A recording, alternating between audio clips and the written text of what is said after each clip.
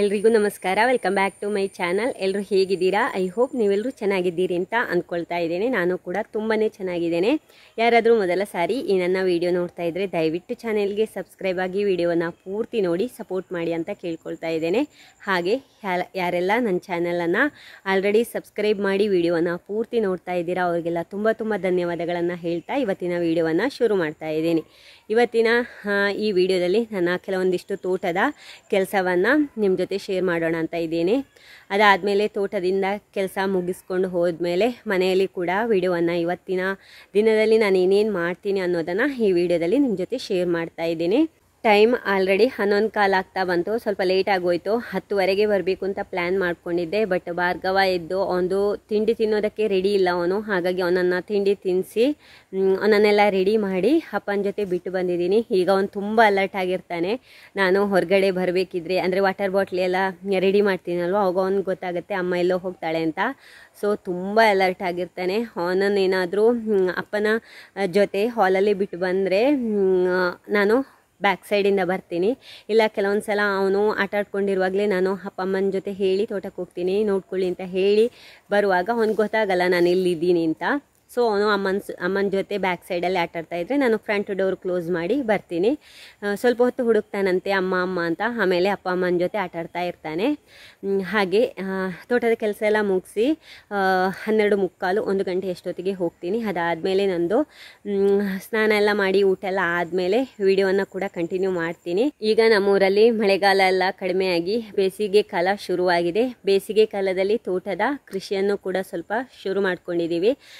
ಮಳೆಗಾಲದಲ್ಲಿ ಗಾಳಿಗೆಲ್ಲ ಬಿದ್ದ ಅಡಿಕೆ ಮರದ್ದು ಅದನ್ನೆಲ್ಲ ತುಂಡು ಮಾಡಿ ಒಂದು ಕಡೆ ರಾಶಿ ಮಾಡಿಟ್ಟಿದ್ದಾರೆ ಲೇಬರ್ಸ್. 1 ವಾರದಿಂದ ಕೆಲಸ ಆಗ್ತಾ ಇದೆ. ಹಾಗೆ ಅಡಿಕೆ ಮರದ ಬುಡಕ್ಕೆ ಆಮೇಲೆ ತೆಂಗಿನ ಮರದ ಬುಡಕ್ಕೆಲ್ಲ ಬೂದಿ ಇರುತ್ತೆ ಅಲ್ವಾ, ಅಂದರೆ ನಾವು ಹಂಡೆಗೆ ಬೆಂಕಿ ಹಾಕ್ತೀವಲ್ವ ಅದರದ್ದು ಬೂದಿ, ಅದನ್ನು ಎಲ್ಲ ಮರದ ಬುಡಕ್ಕೆ ಕೂಡ ಹಾಕಾಗಿದೆ.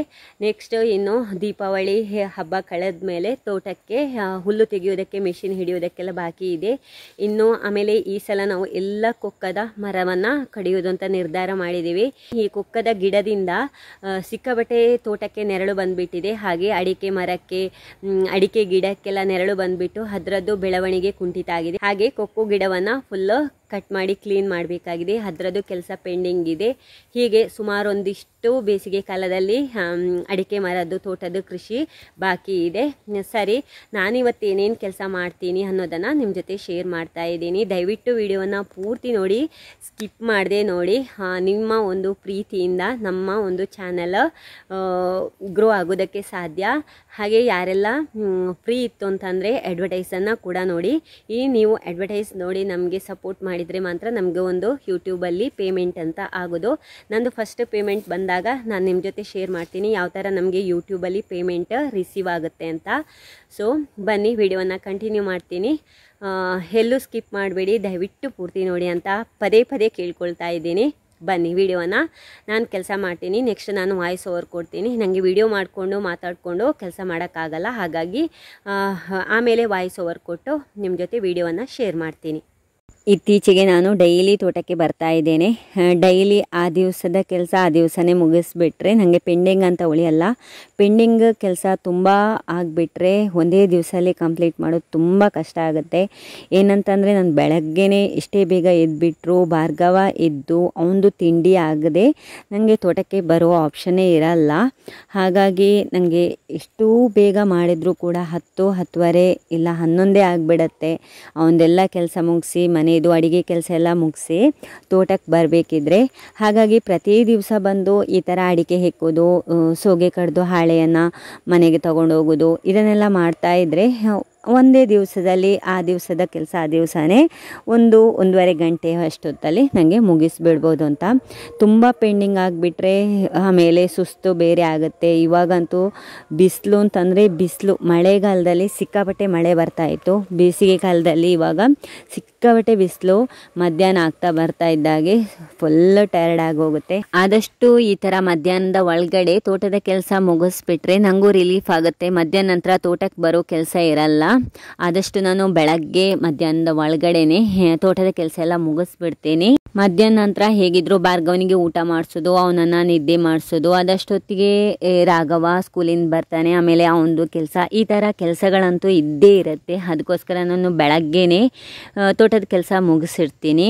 ತೋಟದ ಅರ್ಧದಷ್ಟು ಅಡಿಕೆ ಹೆಕ್ಕಿ ಆಯಿತು. ಅಡಿಕೆ ಹೆಕ್ಕುದ್ರ ಜೊತೆಗೆ ನಾನು ಸೋಗೆಯನ್ನು ಕಡ್ದು ಈ ಥರ ಹಾಳೆಯನ್ನು ಕೂಡ ಒಟ್ಟಿಗೆ ರೆಡಿ ಮಾಡ್ಕೊಳ್ತೀನಿ. ಸೋಗೆಯನ್ನು ಈ ಥರ ನೋಡಿ ಇಲ್ಲಿ ಅಡಿಕೆ ಮರದ ಬುಡಕ್ಕೆ ಹಾಕ್ತೀನಿ. ಹಾಳೆಯನ್ನು ಈ ಥರ ತಗೊಂಡು ಇವಾಗ ಇದು ಹಸಿ ಹಾಳೆ, ಅದನ್ನು ಬಿಸಿಲಿಗೆ ಹಾಕಿಬಿಟ್ಟು ಒಣಗಿಸಿ ಆಮೇಲೆ ಬಿಸಿನೀರನ್ನು ಕಾಯಿಸೋದಕ್ಕೆ ನಾವು ಉಪಯೋಗಿಸ್ತೀವಿ. ಇನ್ನರ್ಧ ತೋಟದ್ದು ಅಡಿಕೆ ಹೆಕ್ಕುವುದಕ್ಕೆ ಬಾಕಿ ಇದೆ, ಜೊತೆಗೆ ಹಾಳೆ ಕೂಡ ಕಡಿಯುವುದಕ್ಕೆ ಬಾಕಿ ಇದೆ. ನಿನ್ನೆ ನಾನು ಬಂದಿದ್ದೆ ಬೆಳಗ್ಗೆ, ಹಾಗೆ ಇವತ್ತು ತುಂಬ ಏನೂ ಇಲ್ಲ. ಇವತ್ತು ಬರೋದಕ್ಕಿಲ್ಲ ಅಂತ ಅಂದ್ಕೊಂಡಿದ್ದೆ, ಆದರೆ ನಿನ್ನೆ ಜೋರು ಮಳೆ ಬಂದಿತ್ತು, ಹಾಗೆ ಸ್ವಲ್ಪ ಹಣ್ಣಡಕ್ಕೆಲ್ಲ ಬಿದ್ದರೆ ಅದನ್ನು ತಗೊಂಡು ಹೋಗೋಣ ಅಂತ ಬಂದಿರೋದು. ದಿನ ಬಿಟ್ಟು ದಿನ ಬಂದರೆ ಸ್ವಲ್ಪ ಜಾಸ್ತಿ ಟೈಮ್ ತಗೊಳುತ್ತೆ. ಡೈಲಿ ಬಂದರೆ ಸ್ವಲ್ಪ ಬೇಗ ಅಡಿಕೆ ಹೆಕ್ಕೋದಾಗಲಿ, ಈ ಥರ ಸೋಗೆ ಕಡ್ದು ಹಳೆಯನ್ನು ತಗೊಂಡು ಹೋಗೋದಕ್ಕಾಗಲಿ ಈಸಿ ಆಗುತ್ತೆ. ಸಾಧಾರಣ ನಾನು 10:30-11 ಗಂಟೆ ಅಷ್ಟೊತ್ತಿಗೆ ಬಂದರೆ 12-12:45 ಕೆಲಸ ಮುಗ್ದೋಗುತ್ತೆ. ಹಾಗಾಗಿ ಇತ್ತೀಚೆಗೆ ನಾನು ಡೈಲಿ ಬರ್ತೀನಿ. ಕೆಲವೊಂದು ಸಲ ಅನಿವಾರ್ಯತೆ ಇತ್ತು ಅಂತಂದರೆ ಮಾತ್ರ ನಾನು ಡೈಲಿ ಅಡಿಕೆ ಹೆಕ್ಕೋದಕ್ಕೆ ಬರೋಕ್ಕಾಗ್ತಿಲ್ಲ ನನಗೆ. ಈಗ ಹೆಕ್ಕಿದ ಅಡಿಕೆಯನ್ನು ಈ ಥರ ಹಾಕಿಬಿಟ್ಟು ಬಕೆಟನ್ನು ನೆಕ್ಸ್ಟ್ ನನಗೆ ಈ ಬಕೆಟಲ್ಲಿ ಅಡಿಕೆ ಹೆಕ್ಕೋದಕ್ಕಿದೆಯಲ್ಲ, ಹಾಗಾಗಿ ಇದನ್ನು ಖಾಲಿ ಮಾಡಿದ್ದೀನಿ. ನೆಕ್ಸ್ಟ್ ಇನ್ನರ್ಧ ತೋಟದ್ದು ಅಡಿಕೆ ಹೆಕ್ಕೋದಕ್ಕೆ ಶುರು ಮಾಡ್ಕೋತೀನಿ. ಟೈಮ್ ಆಲ್ರೆಡಿ ಇವಾಗ ಬಂದುಬಿಟ್ಟು 11:45 ಆಗೋಯಿತು. ಈ ಕಡೆದು ಅರ್ಧ ತೋಟ ಇರುತ್ತೆ ಅಲ್ವ, ಅದು ಸ್ವಲ್ಪ ಜಾಸ್ತಿ ಇದೆ ಆ ಕಡೆಯಿಂದ, ಹಾಗಾಗಿ ಸ್ವಲ್ಪ 3/4 ಗಂಟೆ ಎಲ್ಲ ಬೇಕಾಗುತ್ತೆ. ನೋಡೋಣ ಎಷ್ಟೊತ್ತಿಗೆ ಆಗುತ್ತೆ ನನಗೆ ಅಡಿಕೆ ಹೆಕ್ಕಿ ಅಂತ. ನೆಕ್ಸ್ಟ್ ಬೇಸಿಗೆ ಕಾಲದಲ್ಲಿ ಈ ಥರದ ಫ್ರೂಟ್ಸ್ ಎಲ್ಲ ಆಗ್ತಾ ಇರುತ್ತೆ. ನಮ್ಮ ತೋಟದಲ್ಲಿ ದಾರೆಪುಳಿ ಇದೆ, ಇದಕ್ಕೆ ನಾವು ಭೀಂಪುಳಿ ಅಂತ ಹೇಳ್ತೀವಿ. ಇದನ್ನು ಉಪ್ಪಿನಕಾಯಿ ಮಾಡ್ತಾರೆ, ಸುಮ್ಮನೆ ಹಾಗೆ ಕೂಡ ತಿನ್ಬೋದು. ಸಿಕ್ಕಾಪಟ್ಟೆ ಹುಳಿ ಇರುತ್ತೆ, ಸ್ವಲ್ಪ ಉಪ್ಪು ಆಮೇಲೆ ಮೆಣಸಿನ ಹುಡಿ ಇದೆಲ್ಲ ಹಾಕ್ಕೊಂಡು ತಿಂದರೆ ಇನ್ನೂ ಚೆನ್ನಾಗಿರುತ್ತೆ. ರಾಘವನಿಗಂತೂ ಸಿಕ್ಕಾಪಟ್ಟೆ ಇಷ್ಟ ಇದು, ತುಂಬ ತಿನ್ನಲೂಬಾರ್ದು, ಹೀಟ್ ಆಗುತ್ತೆ ಇದು, ತುಂಬ ಚೆನ್ನಾಗಿರುತ್ತೆ. ಫೈನಲಿ ಅಡಿಕೆ ಎಲ್ಲ ಹೆಕ್ಕಿ ಸೋಗೆ ಎಲ್ಲ ಕಡ್ದು ಹಾಳೆಯನ್ನು ಕೂಡ ತಗೊಂಡು ಬಂದಿದ್ದೀನಿ. ಫುಲ್ ತೋಟದ ಕೆಲಸ ಆಯಿತು ಇವತ್ತು. ಟೈಮ್ ಆಲ್ರೆಡಿ ಬಂದುಬಿಟ್ಟು ನೋಡಿ ಕರೆಕ್ಟ್ 1 ಗಂಟೆ ಆಗೋಯಿತು. ನೆಕ್ಸ್ಟ್ ಇವಾಗ ಈ ಹಾಳೆಯನ್ನೆಲ್ಲ ಒಂದು ಕಟ್ಟ ಮಾಡಿ ಆಮೇಲೆ ತಗೊಂಡು ಹೋಗಿ ನೆಕ್ಸ್ಟ್ ನಾನು ಫ್ರೆಶ್ ಅಪ್ ಆಗಿ ಊಟ ಎಲ್ಲ ಮಾಡ್ಕೊಳ್ಳೋದಕ್ಕಿದೆ. ಸೊ ಇವಾಗ ನಾನು ಬೇಗ ಈ ಹಾಳೆ 2 ಕಟ್ಟ ಹಾಳೆ ಆಗುತ್ತೆ, ಒಂದು ಈ ಕಟ್ಟ, ಇನ್ನೊಂದು ಇದು ಹಾಳೆ. ಸೊ ಈ ಎಲ್ಲ ಹಾಳೆಯನ್ನು 2 ಕಟ್ಟ ಮಾಡಿ ತಗೊಂಡು ಹೋಗ್ತೀನಿ. ಅದಾದಮೇಲೆ ಅಡಿಕೆ ಕೂಡ ತಗೊಂಡು ಹೋಗೋದಕ್ಕಿದೆ. ಬೇಗ ಕೆಲಸ ಮಾಡಿಕೊಂಡು 1:30 ಆಗ್ಬೋದು ನಾನು ಊಟ ಮಾಡಬೇಕಿದ್ರೆ. ನೆಕ್ಸ್ಟ್ ವಿಡಿಯೋವನ್ನು ಕೂಡ ಕಂಟಿನ್ಯೂ ಮಾಡ್ತೀನಿ, ಎಲ್ಲೂ ಸ್ಕಿಪ್ ಮಾಡಬೇಡಿ, ಪೂರ್ತಿ ವಿಡಿಯೋ ನೋಡಿ. 24 ಗಂಟೆ ಮನೆಯಲ್ಲೇ ಇರ್ತೀನಿ, ಹೌಸ್ ವೈಫ್ ಆಗಿ ಕೆಲಸ ಮಾಡಿಕೊಂಡು, ಅಡುಗೆ ಕೆಲಸ, ಮನೆ ಕೆಲಸ, ತೋಟದ ಕೆಲಸ ಅಂತ ಹೇಳ್ಕೊಂಡು ಬೋರ್ ಆಗಲ್ವಾ ಅಂತ. ನಿಜವಾಗ್ಲೂ ಬೋರ್ ಆಗಲ್ಲ. ನಂಗೆ ಒಂದೊಂದು ಸಲ 24 ಗಂಟೆನೇ ಕಡಿಮೆ ಅಂತ ಅನಿಸುತ್ತೆ ದಿನಕ್ಕೆ, ಯಾಕಂದರೆ ಅಷ್ಟೊಂದು ಕೆಲಸಗಳಿರುತ್ತೆ, ಒಂದಾದಮೇಲೆ ಒಂದು. ಈ ಥರ ಡೈಲಿ ಮಾಡೋ ಕೆಲಸ ಕೂಡ ನಂಗೆ ಬೋರ್ ಆಗಲ್ಲ. ಅಡುಗೆ ಕೆಲಸ ಆಗಲಿ, ತೋಟದ ಕೆಲಸ ಆಗಲಿ, ಮಕ್ಕಳ ಕೆಲಸ ಆಗಲಿ, ಮನೆ ಕ್ಲೀನಿಂಗ್ ಆಗಲಿ, ಯಾವುದೂ ಬೋರ್ ಆಗಲ್ಲ. ಎಲ್ಲ ಕೆಲಸವನ್ನು ನಾನು ಖುಷಿಯಿಂದನೇ ಮಾಡ್ಕೋತೀನಿ. ಆಮೇಲೆ ಅಡುಗೆ ಕೆಲಸದಲ್ಲೂ ಅಷ್ಟೇ ಹೊಸ ರೆಸಿಪಿಯನ್ನು ನಾನು ಟ್ರೈ ಮಾಡ್ತಾ ಇರ್ತೀನಿ. ನಮ್ಮ ಮನೆಯವರಿಗೆ ಮೊದಲೇ ನಾನು ನನ್ನ ಪ್ರೀವಿಯಸ್ ವೀಡಿಯೋಸಲ್ಲೆಲ್ಲ ಹೇಳ್ಕೊಳ್ತಾ ಇದ್ದೆ, ನಮ್ಮ ಮನೆಯವರಿಗೆ ಮನೆ ಊಟನೇ ಸಿಕ್ಕಾಪಟ್ಟೆ ಇಷ್ಟ ಅಂತ. ಅದರಲ್ಲೇ ನಾನು ವೆರೈಟಿ ಯಾವ ಥರ ಅಡುಗೆ ಮಾಡ್ಕೋಬೋದು ಅಂತ ಸರ್ಚ್ ಮಾಡ್ತಾ ಇರ್ತೀನಿ. ಅವ್ರಿಗಿಷ್ಟವಾಗಿರುವಂತಹ ಅಡುಗೆ ಕೂಡ ಮಾಡ್ತಾ ಇರ್ತೀನಿ. ಹಾಗೆ ಮಕ್ಕಳಿಗೂ ಕೂಡ ಅಷ್ಟೇ, ರಾಘವನಿಗೂ ಕೂಡ ಅಷ್ಟೇ ಇಷ್ಟವಾಗಿರುವಂತಹ ಅಡುಗೆ ಎಲ್ಲ ಮಾಡ್ಕೊಳ್ತಾ ಅಡುಗೆಯಲ್ಲೂ ಅಷ್ಟೇ ನಾನು ಮೋಟಿವೇಟ್ ಆಗಿ ಅಡುಗೆ ಮಾಡ್ತಾ ಇರ್ತೀನಿ. ಹಾಗೆ ತೋಟದ ಕೆಲಸ ಕೂಡ ಅಷ್ಟೇ ಪೆಂಡಿಂಗ್ ಇಟ್ಬಿಟ್ರೆ ಆಮೇಲೆ ನಾಳೆಗೆ ನನಗೇನೆ ತುಂಬ ಸ್ಟ್ರೆಸ್ ಆಗುತ್ತೆ ಅಂತ ಅದನ್ನು ಕೂಡ ಆ ದಿವಸದ ಕೆಲಸ ಆ ದಿವಸನೇ ಮುಗಿಸ್ಕೊಳ್ತೀನಿ. ಆಮೇಲೆ ಮನೆ ಕ್ಲೀನಿಂಗು ಇದೆಲ್ಲ ಇದ್ದೇ ಇರುತ್ತೆ. ಕ್ಲೀನಿಂಗ್ ಮಾಡ್ಕೊಳ್ಳೋದು, ಆಮೇಲೆ ಆರ್ಗನೈಸೇಷನ್ ಮಾಡೋದು, ಇದೆಲ್ಲ ನನಗೆ ಸಿಕ್ಕಾಪಟ್ಟೆ ಇಷ್ಟ. ಆಮೇಲೆ ನನ್ನ ಫ್ರೀ ಟೈಮಲ್ಲಿ ನಾನು ಸ್ಟಿಚಿಂಗ್ ಮಾಡೋದು, ಇಲ್ಲ ತರಕಾರಿ ಮಾಡೋದು ಇದೆಲ್ಲ ಮಾಡ್ಕೋತೀನಿ. ಫ್ರೀ ಟೈಮ್ ಅಂತ ಇತ್ತೀಚೆಗಂತೂ ಸಿಗೋದು ತೀರಾ ಅಪರೂಪ ಆಗಿಬಿಟ್ಟಿದೆ. ಅಂದರೆ ಇಬ್ಬರು ಚಿಕ್ಕ ಮಕ್ಕಳನ್ನ ನೋಡಿಕೊಂಡು ಮನೆ ಕೆಲಸ ಮಾಡಿಕೊಂಡು ಫ್ರೀ ಟೈಮ್ ಎಲ್ಲಿಂದ ಸಿಗುತ್ತೆ. ಫ್ರೀ ಟೈಮ್ ಇತ್ತು ಅಂತಂದರೆ ಸ್ಟಿಚಿಂಗ್ ಮಾಡ್ಕೋತೀನಿ. ಇವಾಗ ಬೇರೆ ಬೇಸಿಗೆ ಕಾಲ ಬಂದಿದೆ, ತರಕಾರಿ ಕೂಡ ಮಾಡೋದಕ್ಕೆಲ್ಲ ಗಿಡ ಎಲ್ಲ ಮಾಡ್ಕೊಂಡಿದ್ದೀನಿ. ಅದರ ಕೆಲಸ ಸಂಜೆ ಹೊತ್ತಲ್ಲಿ ಕೂಡ ಮಾಡ್ಕೋತೀನಿ. ಟೈಮ್ ಮಾಡಿಕೊಂಡು ಮಕ್ಕಳ ಜೊತೆ ಆಟ ಆಡೋದು, ಈ ಥರ ಎಲ್ಲ ನನ್ನ ಟೈಮನ್ನು ತುಂಬ ಚೆನ್ನಾಗಿ ಮೇಂಟೈನ್ ಮಾಡ್ತೀನಿ. ಆಮೇಲೆ ಹೆಣ್ಮಕ್ಳಿಗೆ ಟೈಮ್ ಮ್ಯಾನೇಜ್ಮೆಂಟ್ ಅಂತೂ ವೆರಿ ವೆರಿ ಇಂಪಾರ್ಟೆಂಟ್. ಯಾವ ಕೆಲಸವನ್ನು ಯಾವ ಟೈಮಲ್ಲಿ ಮಾಡಿದರೆ ಎಲ್ಲ ಕೆಲಸವನ್ನು, ಮನೆ ಕೆಲಸ ಆಗಲಿ ತೋಟದ ಕೆಲಸ, ಈ ಥರ ಕೆಲಸಗಳನ್ನು ಆ ದಿವಸದ ಕೆಲಸನ ಆ ದಿವಸನೇ ಮುಗಿಸ್ಕೊಳ್ಬೋದು. ಯಾವ ಕೆಲಸನೂ ನನಗೆ ಬೋರ್ ಆಗಲ್ಲ. ಹೌಸ್ ವೈಫ್ ಆಗಿ ನಾವೇ ಮೋಟಿವೇಟ್ ಆಗಿ ಒಂದು ಕೆಲಸ ಬಿಟ್ಟು ಒಂದು ಕೆಲಸ ಮಾಡ್ತಾನೆ ಇರಬೇಕಾಗತ್ತೆ. ಆವಾಗ ಮಾತ್ರ ನಮ್ಮ ಮನೆ ಕೆಲಸ ಆಗಲಿ ಇಲ್ಲ ನಾವು ಕೂಡ ಖುಷಿಯಿಂದ ಇರ್ಬೋದು. ಸುಮ್ಮನೆ ಮನೆ ಕೆಲಸ ಅಥವಾ ಯಾವುದೇ ಕೆಲಸವನ್ನು ನಾವು ಪೆಂಡಿಂಗ್ ಇಟ್ಬಿಟ್ಟು ಸುಮ್ಮನೆ ಬೋರ್ ಆಯಿತು ಅಂತ ಟೈಮ್ ವೇಸ್ಟ್ ಮಾಡ್ಕೊಂಡು ಕೂರೋ ಬದಲು ಈ ಥರ ಮೋಟಿವೇಟ್ ಆಗಿ ನಮ್ಮ ಮನೆ ಕೆಲಸವನ್ನು ನಾವೇ ಮಾಡಿಕೊಂಡು ಖುಷಿಯಾಗಿದ್ದರೆ ತುಂಬ ಒಳ್ಳೆಯದಲ್ವಾ. ನಾನು ಡೈಲಿ ವ್ಲಾಗ್ಸ್ ಮಾಡ್ತಾ ಇರೋದ್ರಿಂದ ದಿನದಲ್ಲಿ ನಾನೇನೇನು ಕೆಲಸ ಮಾಡ್ತೀನಿ ಅನ್ನೋದನ್ನು ಇವತ್ತು ನಿಮ್ಮ ಜೊತೆ ಶೇರ್ ಮಾಡ್ಕೊಳ್ತಾ ಇರೋದು. ಹಾಗೆ ಮನೆಯ ಒಳಗಡೆ ಕೆಲಸ ಅಮ್ಮನಿಗೆ ಎಷ್ಟು ಸಾಧ್ಯ ಆಗುತ್ತೋ ಅಷ್ಟು ಅಮ್ಮ ಕೂಡ ಮಾಡ್ತಾರೆ. ಬೆಳಗ್ಗೆ ಮೊಸರು ಕಡಿಯೋದು, ಅದರಿಂದ ಮಜ್ಜಿಗೆ ಮಾಡಿ ಮಜ್ಜಿಗೆಯಿಂದ ಬೆಣ್ಣೆ ತೆಗೆಯೋದು. ಜಾಸ್ತಿ ಬೆಣ್ಣೆ ಇತ್ತು ಅಂತಂದರೆ ವಾರಕ್ಕೆ 2 ಸಲ ತುಪ್ಪ ಕಾಯಿಸ್ಕೋತೀವಿ.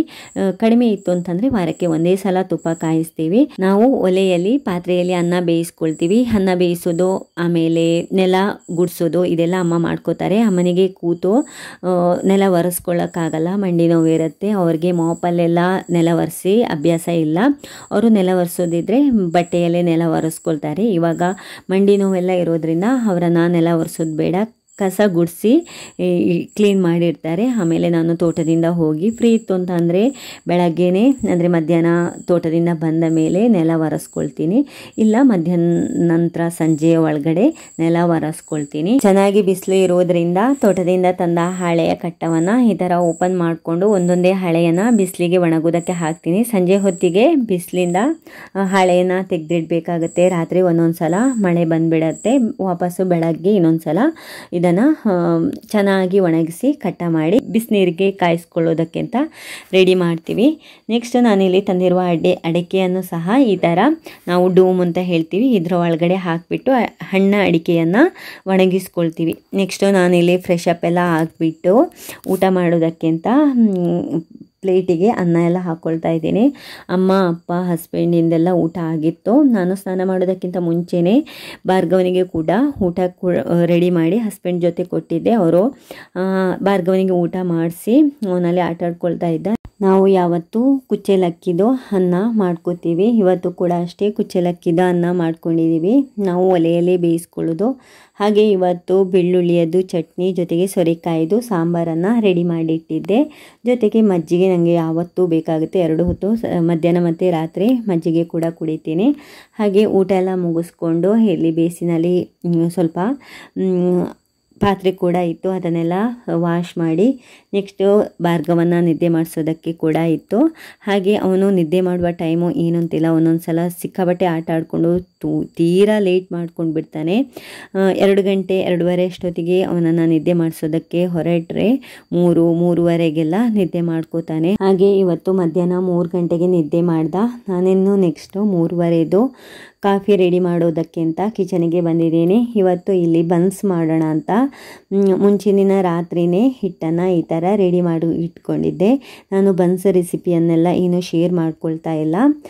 ನೆಕ್ಸ್ಟ್ ಇಲ್ಲಿ ರಾಘವ 4 ಗಂಟೆ ಅಷ್ಟೊತ್ತಿಗೆ ಶಾಲೆಯಿಂದ ಬರ್ತಾನೆ. ಆ ಹೊತ್ತಲ್ಲಿ ಅವನಿಗೆ ಟೀ ಬನ್ಸ್ ಎಲ್ಲ ರೆಡಿ ಮಾಡಿ ಇಟ್ಕೊಳ್ಳೋಣ ಅಂತ ಸ್ವಲ್ಪ ಬೇಗನೆ ಕಿಚನಿಗೆ ಬಂದಿದ್ದೀನಿ. ಇಲ್ಲಾಂದರೆ 3:45 ಅಷ್ಟೊತ್ತಿಗೆ ಕಿಚನಲ್ಲಿ ಹಾಲು ಕಾಯಿಸೋದು ಆಮೇಲೆ ಟೀ ಎಲ್ಲ ಮಾಡ್ಕೊಳ್ತೀನಿ.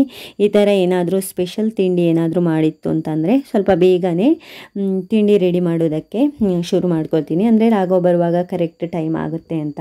ನಾನು ಬನ್ಸ್ ಮಾಡೋದು ತೀರಾ ಕಡಿಮೆ, ಹಾಗಾಗಿ ನಂದು ಬನ್ಸ್ ರೆಸಿಪಿ ಅಷ್ಟೊಂದು ಗೊತ್ತಿರಲಿಲ್ಲ. ನಾನು ಮುಂಚಿನ ದಿನವೇ ಅತ್ತೆ ಜೊತೆ ಕೇಳಿ ಇದು ರೆಸಿಪಿ ಅಂದರೆ ಬನ್ಸ್ ಮಾಡ್ತಾ ಇರೋದು, ಯಾವ ಥರ ಬರುತ್ತೆ ಏನು ಅಂತ ಗೊತ್ತಿಲ್ಲದೆ ಇರೋದ್ರಿಂದ ರೆಸಿಪಿಯನ್ನು ಶೇರ್ ಮಾಡಿಲ್ಲ. ಈ ಸಲ ಕರೆಕ್ಟಾಗಿ ಬಂತು ಅಂತಂದರೆ ನೆಕ್ಸ್ಟ್ ಟೈಮು ಬನ್ಸ್ ಮಾಡಬೇಕಿದ್ರೆ ನಿಮ್ಮ ಜೊತೆ ರೆಸಿಪಿಯನ್ನು ಶೇರ್ ಮಾಡೋಣ ಅಂತ ಅಂದ್ಕೊಂಡಿದ್ದು.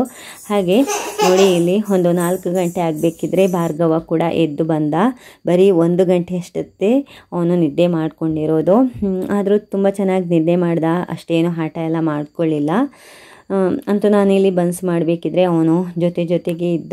ಏನಾದರೂ ಕುಕ್ಕರೆಲ್ಲ ಇಟ್ಬಿಟ್ರೆ ಅವ್ನು ಸಿಕ್ಕಾಪಟ್ಟೆ ಹೆದರ್ತಾನೆ, ಅದರ ವಿಸಿಲೆಲ್ಲ ಬರಬೇಕಿದ್ರೆ. ಆ ಟೈಮಲ್ಲಿ ಅವನು ಒಂದು ನಿಮಿಷನೂ ಕಿಚನ್ ಒಳಗಡೆನೇ ಇರಲ್ಲ, ಓಡಿ ಬಿಡ್ತಾನೆ, ತುಂಬ ಹೆದರ್ಬಿಡ್ತಾನೆ ಇವಾಗ. ಹಾಗೆ ಅವನು ಇತ್ತೀಚೆಗಂತೂ ಈ ಥರ ಲಾಲಿಪಾಪ್ ಎಲ್ಲ ತಿನ್ನೋದನ್ನು ಸ್ವಲ್ಪ ಅಭ್ಯಾಸ ಮಾಡ್ಕೊಂಡಿದ್ದಾನೆ. ಯಾಕಂದರೆ ರಾಘವ ತಿನ್ನೋದು ಅವ್ನು ನೋಡ್ತಾ ಇರ್ತಾನೆ, ಹಾಗಾಗಿ ಕೆಲವೊಂದು ಸಲ ಅವನಿಗೆ ಕೊಡಬೇಕಾಗತ್ತೆ. ಈ ಥರ ಎಣ್ಣೆ ಎಲ್ಲ ಕರಿಬೇಕಿದ್ರೆ ಮಕ್ಕಳು ಜೊತೆಯಲ್ಲಿದ್ದರೆ ಡೇಂಜರಸ್ ಅಂತ ಹೇಳ್ಕೊಂಡು ಇವತ್ತು ಒಂದು ಲಾಲಿಪಾಪ್ ಕೂಡ ಕೊಟ್ಟೆ. ನೆಕ್ಸ್ಟ್ ಅದನ್ನು ತಿಂತ ಅವನು ಕೂಡ ಸುಮ್ಮನೆ ಆಟ ಆಡ್ಕೊಂಡಿದ್ದ. ಬನ್ಸ್ ಅಂತೂ ತುಂಬ ಚೆನ್ನಾಗಿ ಬಂದಿತ್ತು, ಸ್ಮೂತಾಗಿ ತುಂಬ ಟೇಸ್ಟಿಯಾಗಿತ್ತು ಕೂಡ. ಹಾಗೆ ನೆಕ್ಸ್ಟ್ ಟೈಮ್ ಮಾಡಬೇಕಿದ್ರೆ ನಿಮ್ಮ ಜೊತೆ ರೆಸಿಪಿಯನ್ನು ಶೇರ್ ಮಾಡ್ಕೋತೀನಿ. ಹಾಗೆ ನೆಕ್ಸ್ಟ್ ಬನ್ಸ್ ಎಲ್ಲ ಮಾಡ್ಕೊಂಡಾದಮೇಲೆ ಇಲ್ಲಿ ಹಲಸಿನಕಾಯಿದು ಹಪ್ಪಳ ಕೂಡ ಇತ್ತು, ಅದನ್ನು ಕೂಡ ಎಣ್ಣೆಯಲ್ಲಿ ಕರೆದೆ. ಅದಾದಮೇಲೆ ಈ ಥರ ಮೊದಲೇ ರೆಡಿ ಮಾಡಿ ಇಟ್ಕೊಂಡ್ರೆ ವೈಟ್ ರೈಸ್ ಮಾಡಬೇಕಿದ್ರೆ ತಿಳಿ ಸಾರಂತೂ ಅಂದರೆ ದಾಲ್ ಸಾರು ಟೊಮೆಟೊದು ಮಾಡೇ ಮಾಡ್ತೀನಿ. ಆವಾಗ ಕ್ವಿಕ್ಕಾಗಿ ಈ ಥರ ಎಣ್ಣೆಲ್ಲ ಇಟ್ಬಿಟ್ಟು ಹಪ್ಪಳ ಕರಿಯೋದಕ್ಕೆ ಕಷ್ಟ ಆಗುತ್ತೆ. ಈ ಥರ ಎಣ್ಣೆದು ಏನಾದರೂ ರೆಸಿಪಿ ಮಾಡಬೇಕಿದ್ರೆ ಹಲಸಿನಕಾಯಿದು ಹಪ್ಪಳ ಕರೆದೇ ಇಡ್ತೀನಿ. ನೆಕ್ಸ್ಟು ರಾಘವ ಕೂಡ ಸ್ಕೂಲಿಂದ ಬಂದ, ಅದಾದಮೇಲೆ ಅವನಿಗೆ ಕೂಡ ಈ ಥರ ಬನ್ಸ್, ಅದರ ಜೊತೆಗೆ ಅವನು ಸಾಂಬಾರು ಮಾಡಬೇಕು ಅಂತ ಹೇಳಿದ್ದ. ಮಧ್ಯಾಹ್ನನೇ ಸಾಂಬಾರು ಮಾಡಿದ್ದೆ ಅಲ್ವಾ, ಅದನ್ನು ಹಾಕಿ ಟೀ ಜೊತೆ ಕೊಟ್ಟೆ. ಹಾಗೆ ರಾಘವ, ಅಪ್ಪ, ಅಮ್ಮ, ಹಸ್ಬೆಂಡ್ ಎಲ್ಲ ಟೀ ಜೊತೆ ಬನ್ಸ್ ಕೂಡ ತಿಂದರು. ನೆಕ್ಸ್ಟ್ ಎಲೆ ಭಾರ್ಗವನಿಗೆ, ಅವನಿಗಂತೂ ಇತ್ತೀಚೆಗೆ ಹಲಸಿನಕಾಯಿದು ಹಪ್ಪಳ ಸಿಕ್ಕಾಪಟ್ಟೆ ಇಷ್ಟ ಆಗಿಬಿಟ್ಟಿದೆ. ಎಷ್ಟೇ ಪ್ಲೇಟಲ್ಲಿ ಹಾಕಿಕೊಟ್ರೂ ಕೂಡ ನಾವು ಹೈಜಿನಿಕ್ ಅಂತ ಅಂದ್ಕೊಂಡು ಕೊಡ್ತೀವಿ, ಬಟ್ ಅವರಂತೂ ಅದನ್ನು ನೆಲದಲ್ಲಿ ಹಾಕಿಬಿಟ್ಟು ತಿಂದ್ರೇ ಅವನಿಗೆ ಸಮಾಧಾನ.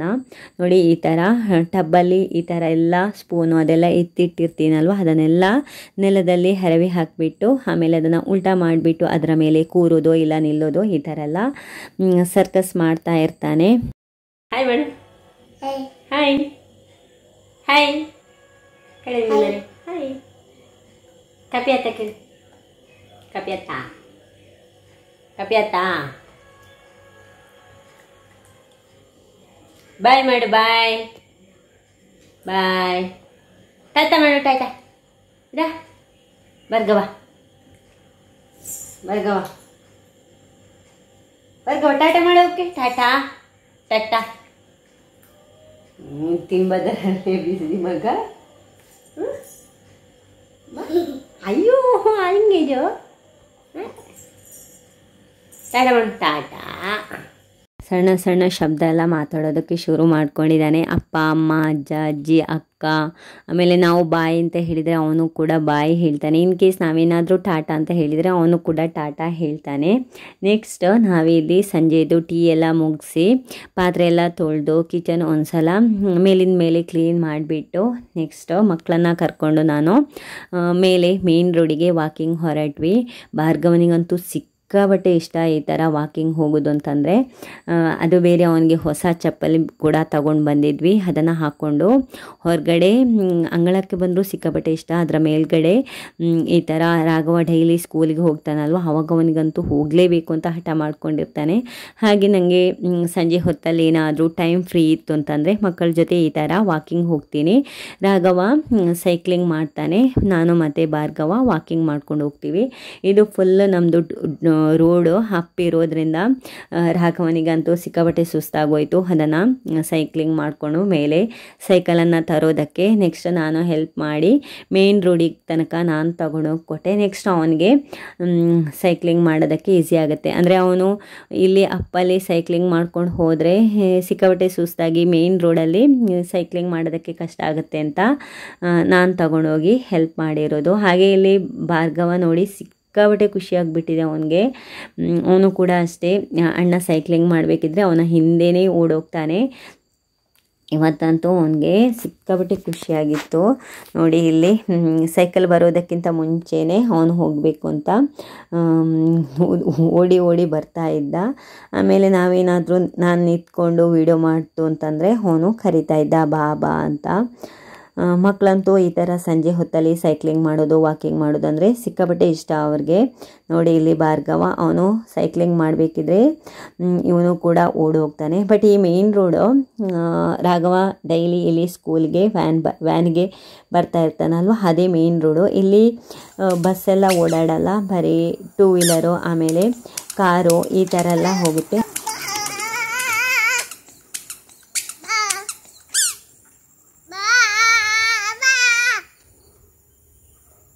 ಆರ್ವಾ